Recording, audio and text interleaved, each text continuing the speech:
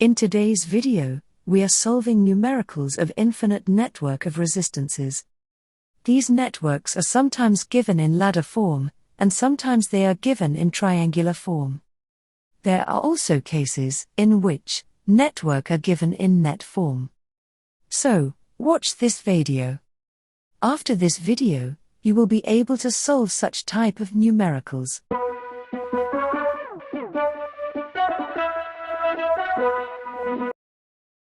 Hello students, आज हम लोग देख रहे हैं इनफाइनाइट रेजिस्टेंस वाले सर्किट्स। इस टाइप के इनफाइनाइट के रेजिस्टेंस के सर्किट्स की देखने की पहचान ये होती है कि एक साइड से ये रेजिस्टेंस सर्किट स्टार्ट होते हैं। इस सर्किट में यहाँ पे आपको आर एक्स वाई निकालना है, एक्स और वाई के बीच में इक्विवेलेंट सर्किट रेजिस्टेंस निकालना है।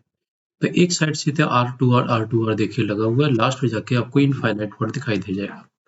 इसका कहने का मतलब ये हो गया कि अगर आप इसको सोचें कि हम इन दोनों रेजिस्टेंस को आर और आर को सीरीज में ऐड कर लें फिर ये ऐड कर लें, तो ऐसा नहीं है, क्योंकि सीरीज में रेजिस्टेंस तभी होते हैं कि जब एक रेजिस्टेंस से जितनी करंट जा रही हो, आई करंट दूसरे रेजिस्टेंस पे अगर सेम करंट जाएगी तब वो सीरीज होगा। तो यहाँ पर तो जो सीरीज में यहाँ पे जो करंट गई है वो इसमें भी डिवाइड हो गई है, पूरी इसमें नहीं गई है, कुछ यहाँ डिवाइड हो गई, इसलिए कोई भी रेजिस्टेंस सीरीज में नहीं है। दूसरा, अगर आपको ये लगता है कि ये दोनों रेजिस्टेंस यहाँ पे पैरेलल में दिखाई दे रहे हैं, तो पैरेलल में भी नहीं है, क्योंकि इस केस में पैरेलल रेजिस्टेंस तभी होते हैं जब एक रेजिस्टेंस के दोनों साइड से दो रेजिस्टेंस यहाँ पे भी आपस में जुड़े और यहाँ पर भी आपस में जुड़े। जब इस टाइप का केस होता है तो हम लोग कहते हैं पैरेलल में। तो इस केस में ये वाला रेजिस्टेंस जो है वो तो ऑलरेडी यहाँ पे इससे जुड़ा हुआ है, इसके नीचे वाले एंड आपस में दोनों रेजिस्टेंस से जुड़े हुए हैं, लेकिन ऊपर वाले एंड के बीच में एक एक्स्ट्रा रेजिस्टेंस है, इसलिए ये भी आपका पैरेलल में नहीं है। तो इस पूरे सर्किट में हम लोग ये कहेंगे नो सीरीज नो पैरेलल।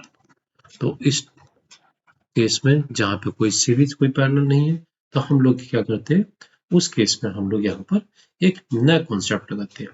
तो इनफाइनाइट रेजिस्टेंस के सर्किट को सॉल्व करने का एक अलग कॉन्सेप्ट होता है। चलिए उसको स्टार्ट करते हैं। पहले हम लोग इसको लॉक कर लेते हैं, ये सारी चीजें हटा देते हैं।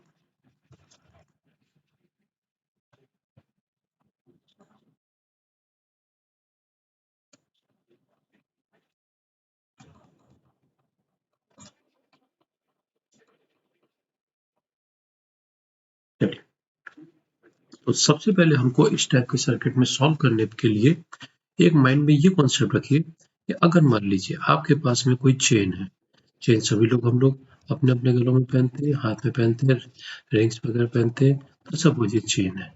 अब आपसे कह दीजिए कि ये जो चेन है इसमें छोटी छोटी ये रिंग्स लगी हुई हैं, इन रिंग्स पे यहाँ पे डिजाइन बनी हुई है। सपोज हम लोग इसका डिजाइन को ये बना देते हैं, ये डिजाइन ये बनी हुई है, ये डिजाइन बनी है हर एक में। और आपसे कह दीजिए कि जो आपने चेन पहनी हुई है या आपके पेरेंट्स पहने हुए हैं वो यहाँ से चलते चलते चलते चलते इनफाइनाइट तक हो रही है। तो ये जब इनफाइनाइट तक नीचे आ रही है तो लास्ट पॉइंट तो कभी मिलेगा नहीं आपको।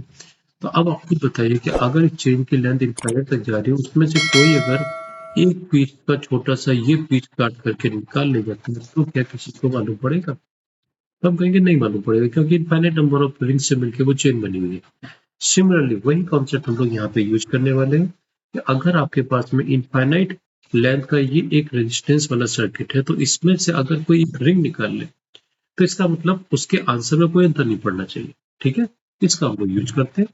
तो हम लोगों के यहाँ पे फर्स्ट स्टेप हम लोग अगर देखें तो फर्स्ट स्टेप में ये देखेंगे, find the ring after which repetition system.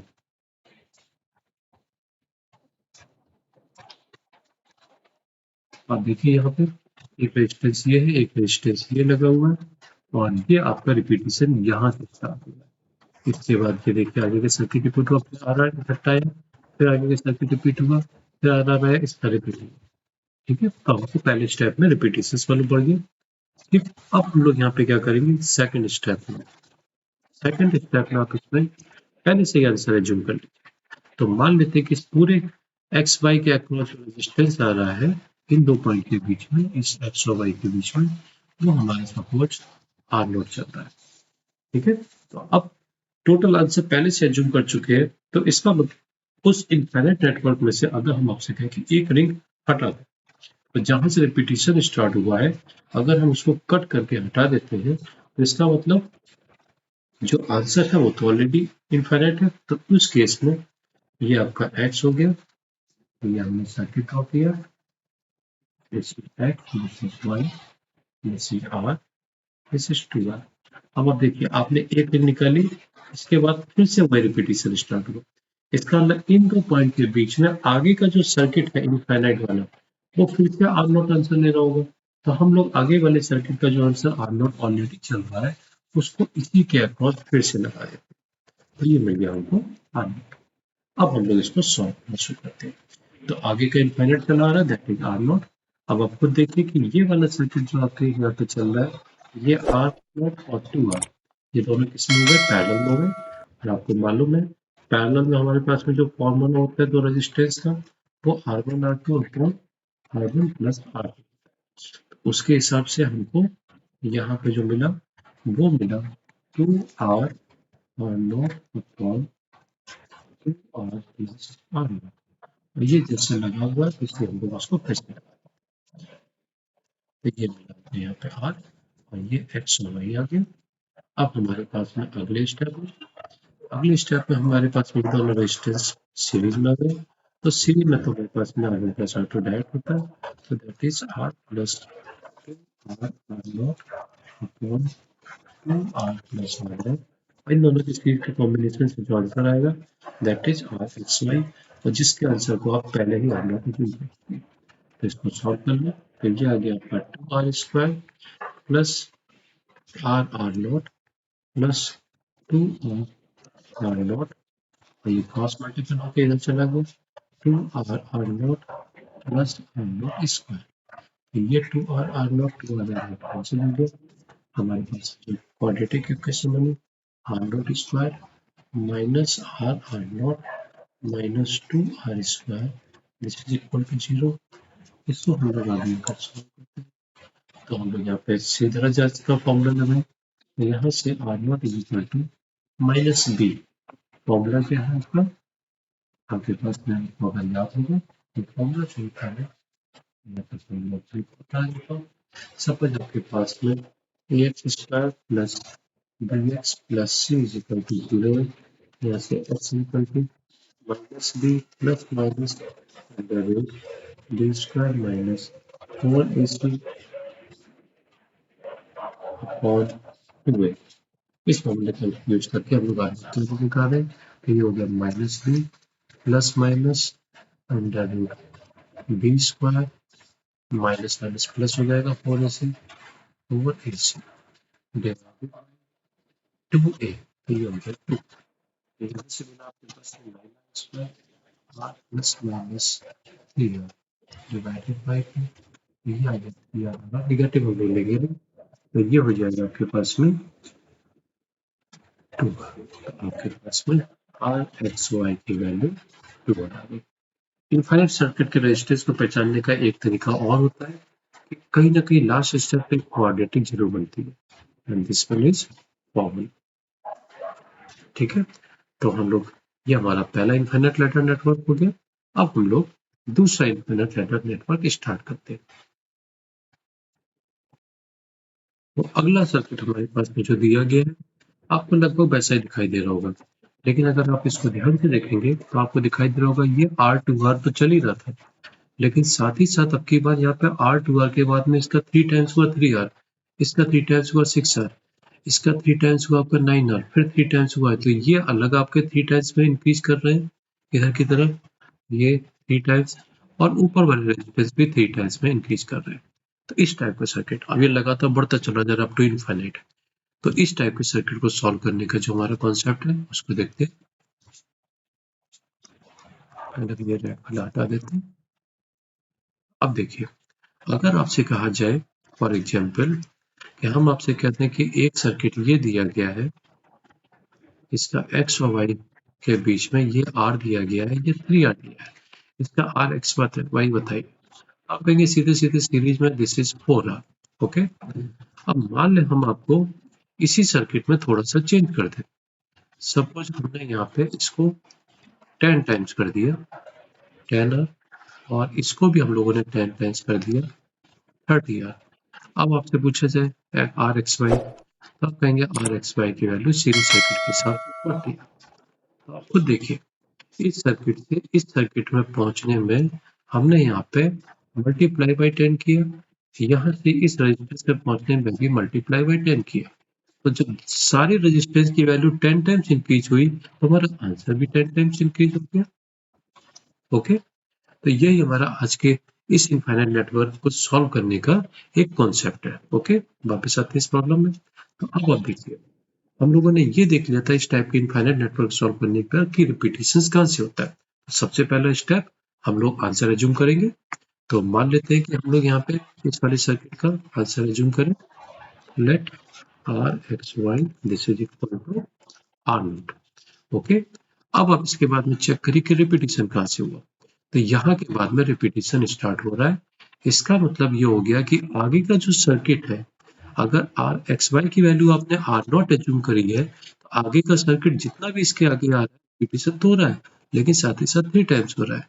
इसका मतलब हमारा इसके आगे का जो सर्किट हम लोग हटा के लगाएंगे उसका आंसर भी 3 टाइम्स हो जाएगा। ओके, तो हम अगर यहाँ पे इन पॉइंट को ए और बी बोल दे जहाँ जिसके बाद से रिपीटेशन स्टार्ट हो रहा है, तो इसके आगे का आंसर क्या हुआ, वो हो गया आपका 3 टाइम्स। वापस सर्किट पे आते हैं। तो ये हमने यहाँ पे सर्किट लिया, ये दोनों लिया, this is r and this is 2R, this is x and this is y. इन दो पॉइंट को हमने यहाँ पे ए और बी लिया था। अब आप क्या बताएंगे, इसके आगे का आंसर क्या हम लोग एज्यूम करेंगे। हमने आर एक्स वाई अगर यहाँ पे आर नॉट एज्यूम किया था, तो चूंकि हमारी सारे रेजिस्टेंस 3 टाइम्स हो रहे हैं, तो this is equal to 3R। Okay, अब हम इसको फिर से सॉल्व करते हैं। तो ये वाला 3R नॉट और ये वाला आपके पास में जो 2R नॉट है, ये दोनों के दोनों पैरेलल में हो गए, तो जिससे हमारा अगला सर्किट इक्विवेलेंट बना। हम इसकी वैल्यू डायरेक्टली सर्किट में लिख दे रहे हैं। ये हो जाएगा आपके पास में 6R not upon 2R plus 3R। तो हमारा पहला कॉम्बिनेशन का formula R1 R2 upon R1 plus R2 and this is as same as initial one. तो ये इसके बाद में अगले सर्किट में डायरेक्टली हमें इन दोनों का सीरीज कॉम्बिनेशन लेना है। तो सीरीज कॉम्बिनेशन में R plus 6R not whole divided by 2R plus 3R not and final answer will be equal to RXY, जिसको हम पहले से ही यहाँ पे R नॉट एज्यूम कर चुके हैं। इसको अगर हम लोग सॉल्व करते हैं तो ये आ जाएगा 2R square plus 3R not plus 6R not और क्रॉस मल्टीपल हुआ 2R not plus 3R not square. ये आपका 6 और 9, तो यहाँ से हम लोग इसको RHS में सब लेके जाए, तो ये आ गया 3R नॉट स्क्वायर और ये हो गया 9 2 minus 9 minus 7 R not minus 2R square this is equal to 0। तो यहाँ पे R नॉट की value minus B minus under root minus E plus minus under root B square. तो ये आ गया 49 square B square minus 4AC, तो ये माइनस ऑलरेडी प्लस हो गया 4AC। तो ये आ गया 4 into 3 into 2R square 4AC divided by 2A, तो ये हो गया 6। तो यहाँ से हमको मिला 7R एंड दिस वन ये हो जाएगा आपके पास में 24 एंड 49 रूट 73, तो plus minus R root 73 divided by, तो हम लोग यहाँ पर भी माइनस साइन ले लेंगे। तो हमारे पास में जो फाइनल आंसर आएगा R X Y this one equal to 7 plus square root of 73 4 divided by 6 and this one will be the final answer of this infinite network. तो होप आप लोगों को समझ में आए होंगे इन दोनों न्यूमेरिकल से इनफाइनाइट नेटवर्क को सॉल्व कैसे करते हैं। तो अब हम लोग लेते हैं तीसरे टाइप का एक इनफाइनाइट नेटवर्क। तो स्टूडेंट्स हम लोग अब तीसरे प्रॉब्लम पे आ रहे हैं इनफाइनाइट नेटवर्क का। तो इनफाइनाइट नेटवर्क का तो तीसरा सर्किट है, पहले मैं इसको ड्रॉ करूं।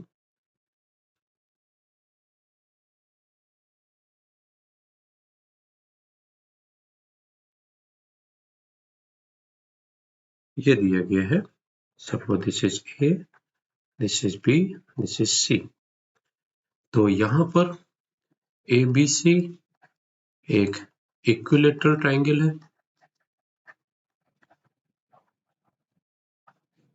इक्विलेटरल ट्रायंगल, और ये गिवन है of side length small L, और गिवन है कि रेजिस्टेंस पर unit length of each wire is suppose lambda. तो यहाँ पे जितने भी ये वायर दिए गए सबकी लेंथ एबीसी वाले एल की है। इसके बाद में ये मिड पॉइंट पर कनेक्ट किया गया अगला ट्रायंगल, फिर अगला ट्रायंगल उनके मिड पॉइंट से पास हो रहा है, फिर अगला ट्रायंगल उसके मिड पॉइंट पे पास हो रहा है, and this process goes to infinite. ठीक है, स्मॉलर ट्रायंगल जो बनते जा रहे हैं, smaller triangles goes to infinite तक, ये प्रोसेस है। तो हमको यहाँ पे जो निकालना है वो निकालना है आपको इस ए और बी के बीच में equivalent resistance, find R A B, ये निकालना है।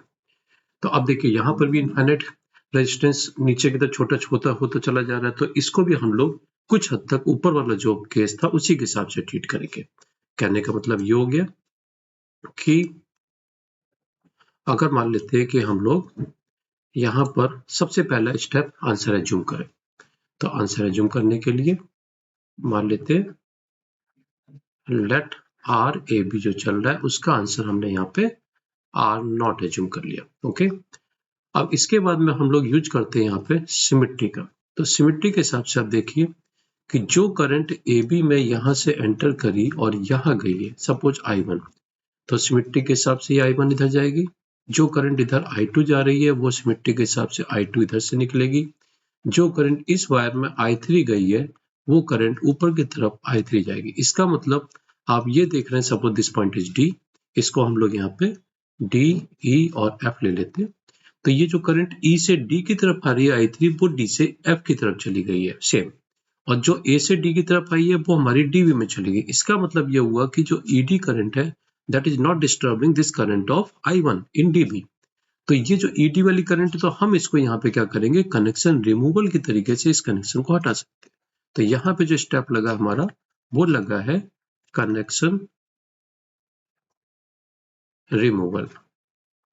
तो अब कनेक्शन रिमूवल जैसे किया हमारा, तो हमारे पास में क्या बन गया, ये जो आंसर इनफाइनाइट वाला था इस बड़े वाले ट्रायंगल में,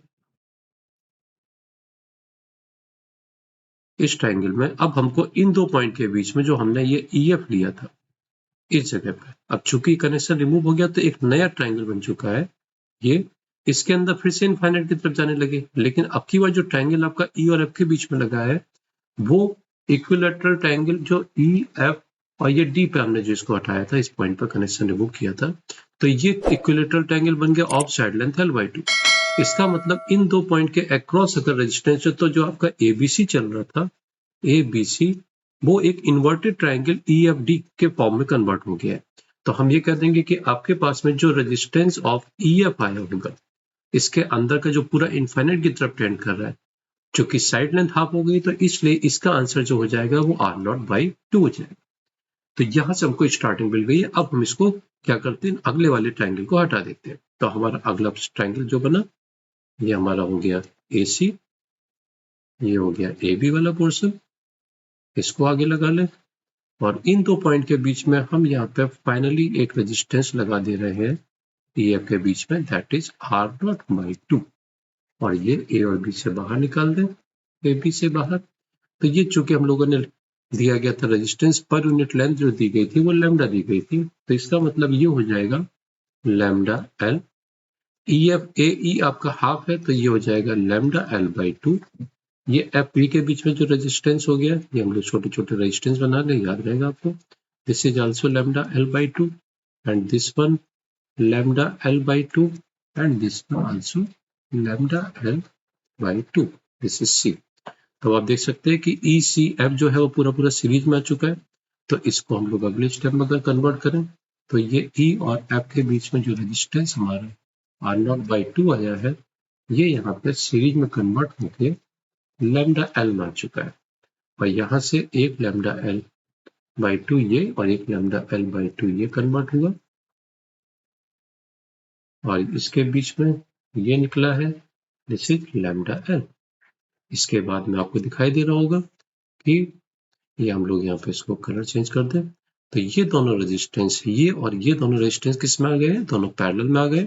तो पैरेलल कॉम्बिनेशन हम लोग यूज कर लें, इसका पैरेलल कॉम्बिनेशन में यूज करेंगे तो अगला सर्किट जो बनेगा उसका आंसर हमको मिलेगा, ये हो जाएगा, हम इसको यहाँ पे लिख लेते हैं, lambda L into R0/2 divided by lambda L plus R0/2।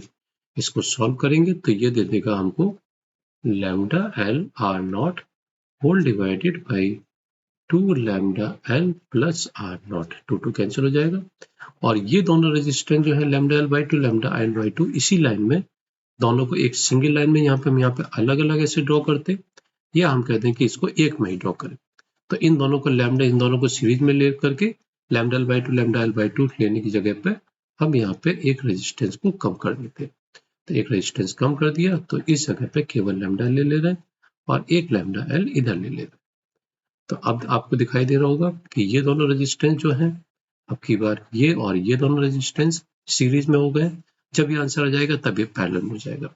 तो इसको आप लोग सॉल्व करके देखेंगे। मैं यहाँ पे डायरेक्टली आंसर लिख रहा हूँ, पहले दोनों सीरीज में, उसके बाद में पैरेलल में।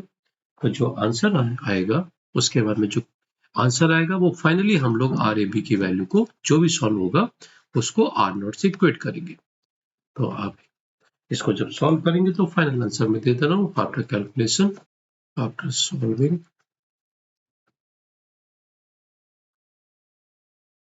ये R0 की जो वैल्यू आएगी RAB, that is equal to 2√7 minus 2 divided by 3 into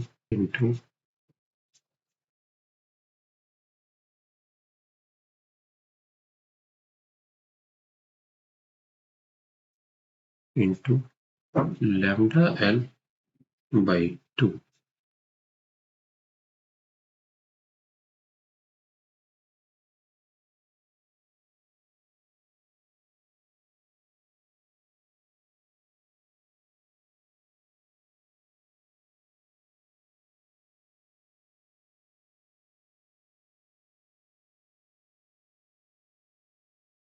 तो ये इस साइड भी इनफाइनाइट जा रहा है, ऊपर की तरफ भी इनफाइनाइट जा रहा है, इधर भी इनफाइनाइट जा रहा है और नीचे भी इनफाइनाइट जा रहा है, पूरा एक प्लेन पे ये आपका नेट जैसा है। और इसमें ये गिवन है कि ईच साइड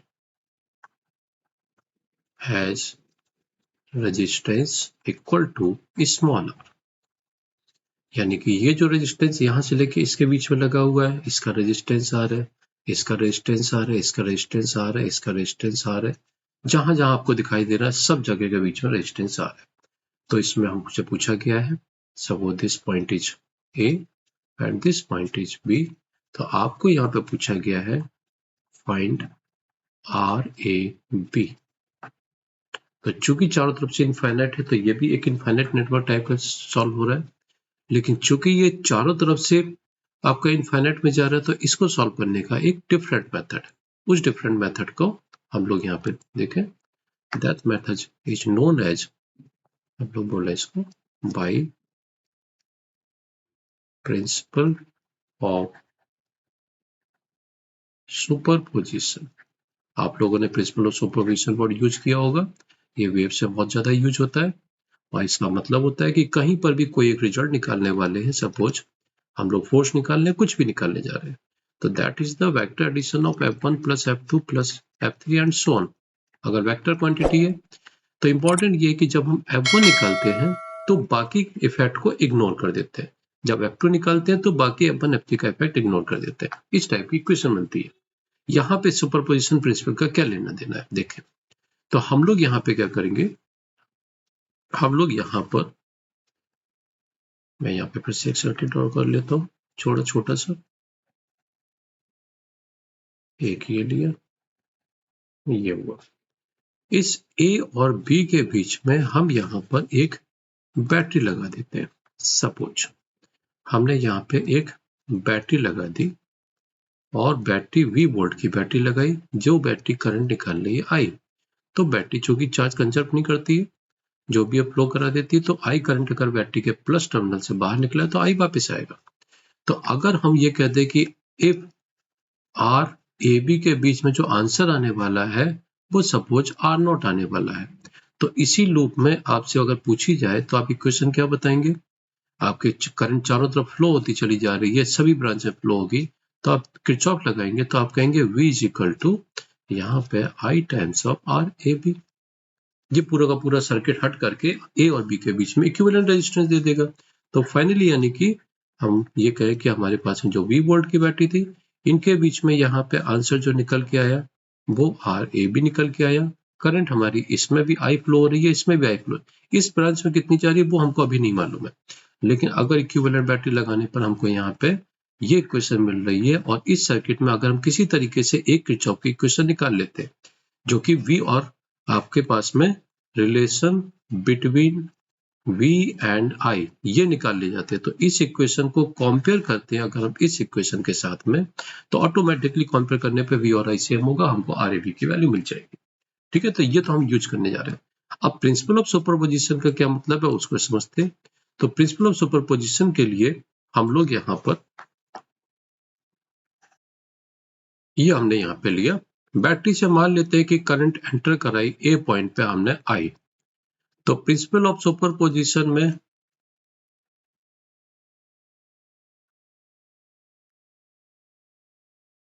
हम लोग यहाँ पर जो नेट करंट आने वाली है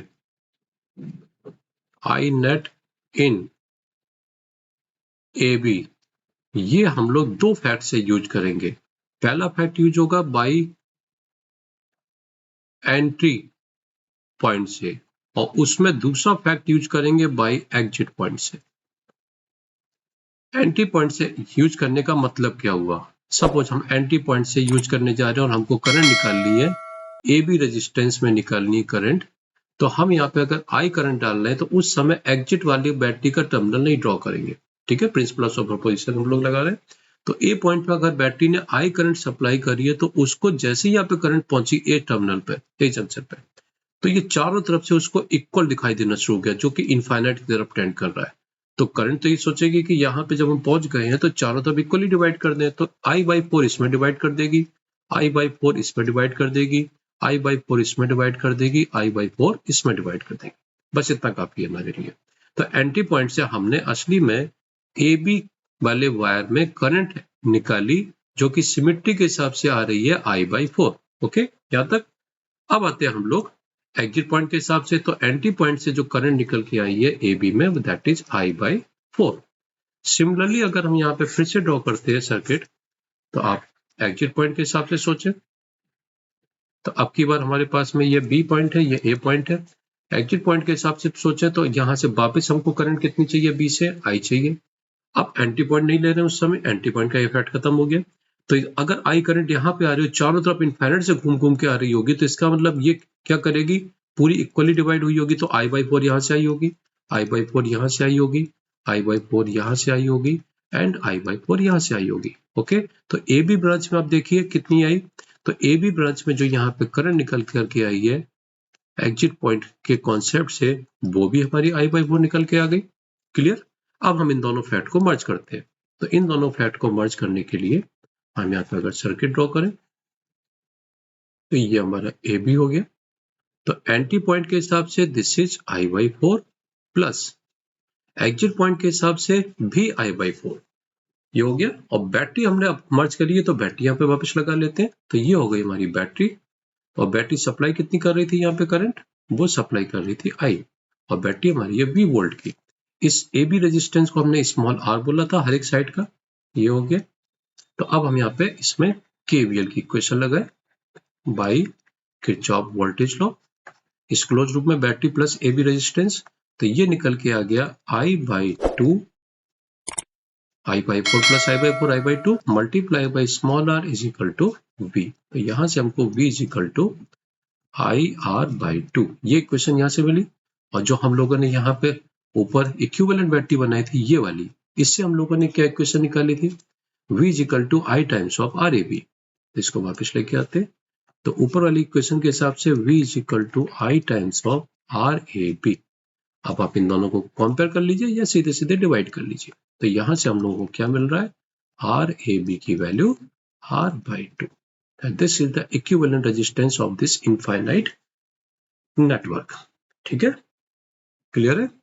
तो अगर आप लोगों को ये वीडियो अच्छा लग रहा है तो कृपया लाइक कर दीजिए, सब्सक्राइब कर दीजिए और बेल आइकन जरूर दबाइए जिससे कि आपको मिलता रहे। एक सर्किट हम लोग इसमें और लेते हैं, इसके बाद में हमारा नेक्स्ट सर्किट इसी नेटवर्क में। सपोज अभी हम लोगों ने RAB की वैल्यू निकाली है। अब हम आपसे कहें कि RAB नहीं निकालना है, हमको एक साइड के अक्रॉस निकालना है। अगर हम यहां से कह दें कि हम डायगोनल के अक्रॉस निकालने की कोशिश करें, ये A पॉइंट हो गया, ये B पॉइंट हो गया, इसका भी रेजिस्टेंस, सभी वायर के रेजिस्टेंस स्मॉल r चल रहा है, तो हमको इसके अक्रॉस लगाना। तो हम लोग यहाँ पे फिर से 20 वोल्ट की बैटरी लगाए, इसमें से I करंट इंटर करें और हमको यहाँ पे किसी तरीके से फिर से एक इक्वेशन फॉर्म कर लीजिए। तो अब आप खुद सोचिए कि अगर हम यहाँ पे एंटी पॉइंट का, यहाँ पर भी हमको फाइंड RAB, ठीक है। अब की बार ये B पॉइंट हमारा इन स्क्वायर के डायगोनल्स पे लाई कर रहा है, तो रेजिस्टेंस आंसर तो सेम नहीं हो सकता है, सीधी सी बात है।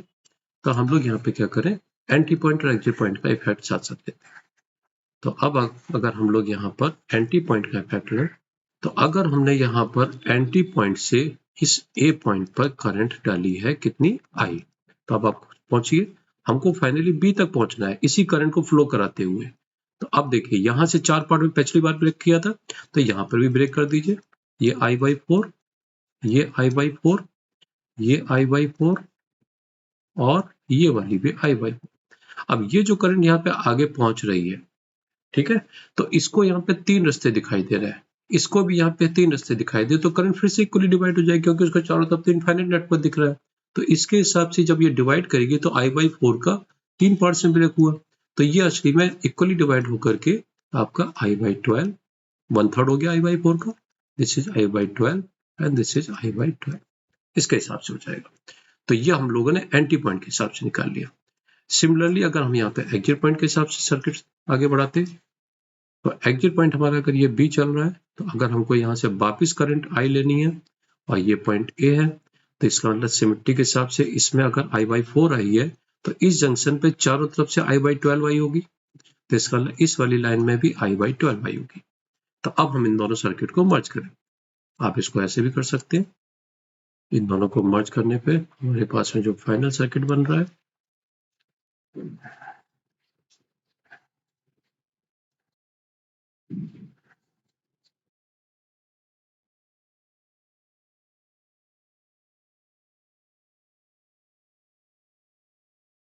ये हमारा A and this one is B। यहाँ पे हम लोगों ने बैटरी लगाई,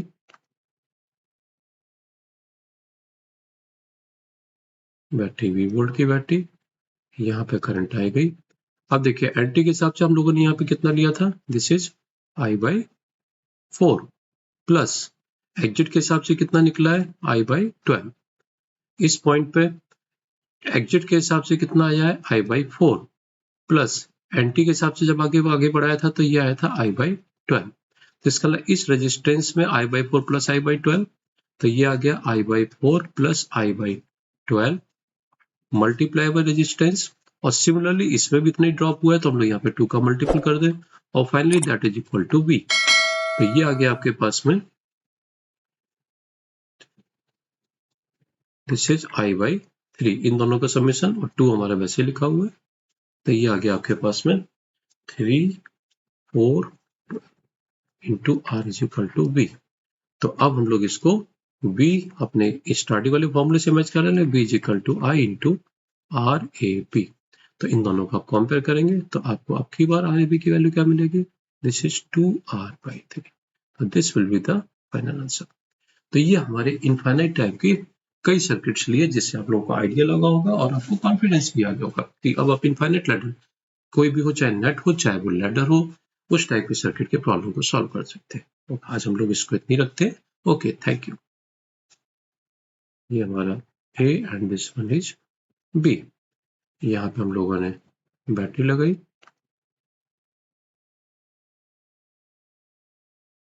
बैटरी 20 वोल्ट की बैटरी, यहाँ पे करंट आई गई। अब देखिए एंटी के हिसाब से हम लोगों ने यहाँ पे कितना लिया था, this is I/4 plus exit के हिसाब से कितना निकला है, I/12। इस पॉइंट पे एग्जिट के हिसाब से कितना आया है, I/4 प्लस एंटी के हिसाब से जब आगे बढ़ाया था तो ये आया था I/12। तो इसका इस रेजिस्टेंस में I/4 प्लस I/12, तो ये आ गया I/4 plus I/12 multiply by resistance. और सिमिलरली इसमें भी इतना ही ड्रॉप हुआ है तो हम लोग यहाँ पे 2 का मल्टीपल कर दें और finally that is equal to V। तो ये आ गया आपके पास में, दिस इज I/3, इन दोनों का समेशन, और 2 हमारा वैसे लिखा हुआ है। तो ये आ गया आपके पास में 3 4 into R is equal to V। तो अब हम लोग इसको V अपने स्टार्टिंग वाले फॉर्मूले से मैच कर रहे हैं, V is equal to I into RAB। तो इन दोनों को आप कंपेयर करेंगे तो आपको अब की बार RAB की वैल्यू क्या मिलेगी, दिस इज 2R/3। तो this will be the final answer. तो ये हमारे इनफाइनाइट टाइप की कई सर्किट्स लिए जिससे आप लोगों को आइडिया लगा होगा और आपको कॉन्फिडेंस भी आ गया होगा कि अब आप इनफाइनाइट लैडर कोई भी हो, चाहे नेट हो चाहे वो लैडर हो, उस टाइप के सर्किट के प्रॉब्लम को सॉल्व कर सकते हैं। तो आज हम लोग इसको इतनी रखते हैं। Okay, thank you.